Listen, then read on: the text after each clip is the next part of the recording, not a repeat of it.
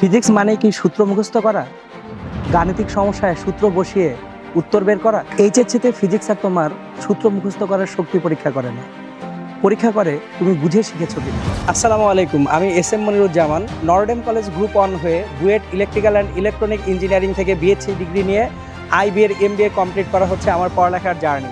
2004 সাল থেকে 23 বছর ধরে আমি সংযুক্ত আছি হাজারো শিক্ষার্থীর সাথে ফিজিক্সের কনসেপ্ট বুঝিয়ে পড়ানোতে এবং ডেভেলপমেন্ট করায়। আমার নিজের পড়া এবং পড়ানোর অভিজ্ঞতা থেকে আমি জানি ফিজিক্সের দুর্বলতা মানেই কনসেপ্টের দুর্বলতা। যারা কনসেপ্ট না বুঝে ফিজিক্সের ম্যাথ করতে যায় তারাই আসলে ফিজিক্সে দুর্বল।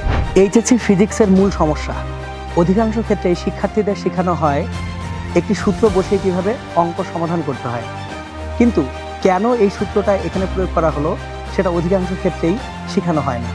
একাডেমিক টু অ্যাডমিশনে আমি তোমাদেরকে শুধু চ্যাপ্টার শেষ করাবো না, প্রতিটি কনসেপ্ট এমনভাবে বুঝিয়ে পড়াবো যাতে করে তুমি যে কোনো সমস্যা দেখলেই বুঝে যাও এই সমস্যায় কোন সূত্র কিভাবে বসিয়ে সমস্যাটির সমাধান বের করবে। আর এভাবে তুমি যদি ফিজিক্স পড়ো তাহলে এটা তোমাকে শুধুমাত্র বোর্ড পরীক্ষায় ভালো ফলাফল করতে নয়, বরং অ্যাডমিশনের জন্যও করবে সম্পূর্ণরূপে প্রস্তুত। অ্যাডমিশনে তারাই পদার্থবিজ্ঞানে ভালো করে যারা পদার্থবিজ্ঞানে মুখস্থ করে না, বরং পদার্থবিজ্ঞান নিয়ে চিন্তা করতে শিখে। আগামী 2 বছর শুধু এইচএসসিতে ভালো ফলাফল নয়, প্রস্তুতি হবে স্বপ্নের বিশ্ববিদ্যালয়ে ভর্তির জন্য নিজেকে সম্পূর্ণ প্রস্তুত করে তোলায়। দেখা হবে একাডেমিক টু অ্যাডমিশনের এই জার্নিতে।